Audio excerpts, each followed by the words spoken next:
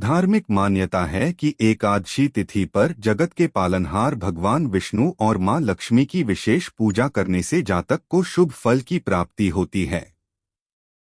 साथ ही सभी मुरादें पूरी होती हैं। जुलाई के महीने में योगिनी एकादशी, देवशयनी एकादशी और कामिका एकादशी पड़ेगी। इस बार जुलाई माह में भगवान विष्णु की पूजा अर्चना करने की विशेष तिथि एकादशी पर विशेष संयोग बन रहा है। इस माह में 3 एकादशी रहेगी। मंगलवार 2 जुलाई को योगिनी एकादशी मनाई गई थी, 17 जुलाई को देवशयनी एकादशी और 31 जुलाई को कामिका एकादशी मनाई जाएगी। एक माह में तीनों विशेष एकादशी तिथि आने से भगवान विष्णु की आराधना का विशेष महत्व है। इस बार जुलाई मास में 3 एकादशी तिथियों का योग बन रहा है, जबकि अमूमन महीने में 2 एकादशी ही पड़ती है। 3 एकादशी का योग आमजन की सुख समृद्धि में सहायक बनेगा, क्योंकि तीनों एकादशियों में सर्वार्थ सिद्धि योग का संयोग है। इससे पूर्व मई 2023 में 3 एकादशी का योग बना था। तीनों एकादशी आने से जुलाई मास का धार्मिक महत्व बढ़ गया है। जुलाई की दूसरी एकादशी यानी देवशयनी से सभी तरह के मांगलिक कार्यों पर 4 माह के लिए विराम लग जाएगा। वैवाहिक एवं सभी प्रकार के नवीन शुभ कार्य वर्जित रहेंगे। साल में 24 एकादशी के व्रत रखे जाते हैं। यह सभी भगवान विष्णु को समर्पित है। इस दिन उनकी पूजा करने से शुभ फलों की प्राप्ति होती है। ऐसे में कुछ लोग निर्जला उपवास भी रखते हैं, जो बेहद कठिन होता है। इस दिन को लेकर मान्यता है कि जो भी एकादशी का व्रत रखता है, उस पर भगवान विष्णु के साथ साथ मां लक्ष्मी की कृपा भी बनी रहती है। 13 महीने पहले भी इसी तरह आई थी 3 एकादशियां। जुलाई 2024 में 3 एकादशियां होने से इस माह में भगवान विष्णु की आराधना अधिक फलदायी होती है। ऐसा ही संयोग मई 2023 में भी आया था। इस बार 3 एकादशियों में दूसरी एकादशी देवशयनी एकादशी है। इस एकादशी से चातुर्मास शुरू हो जाएंगे।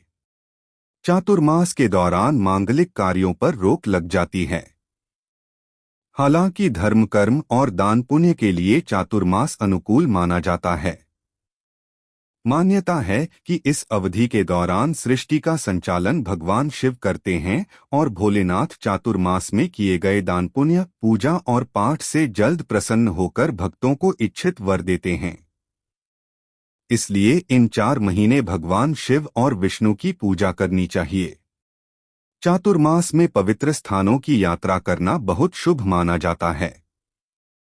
17 जुलाई को देवशयनी एकादशी।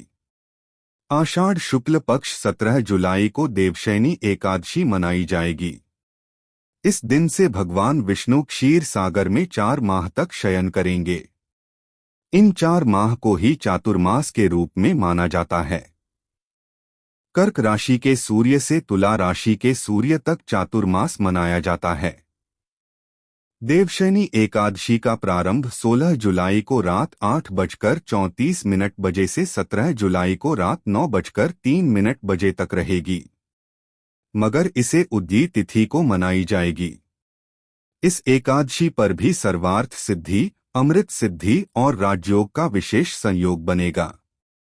31 जुलाई को कामिका एकादशी। कामिका एकादशी 31 जुलाई को मनाई जाएगी, जो विशेष फलदायी रहेगी।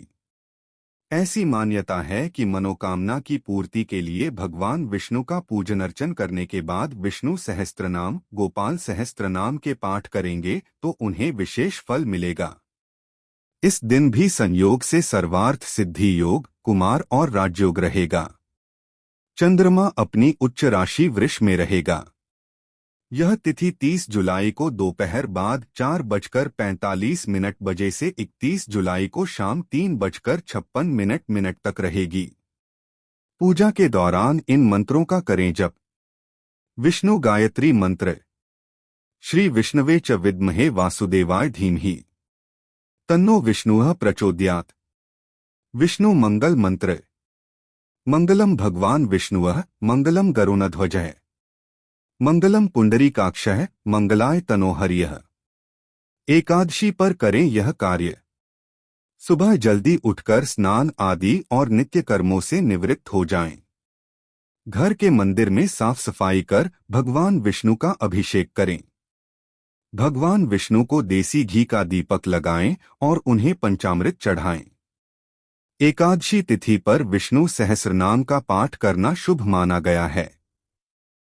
एकादशी पर हवन अनुष्ठान करना चाहिए। ब्राह्मणों को भोजन कराना शुभ माना गया है। जरूरतमंदों को कपड़े दान करना चाहिए। मंदिर जाकर भगवान विष्णु के दर्शन करें।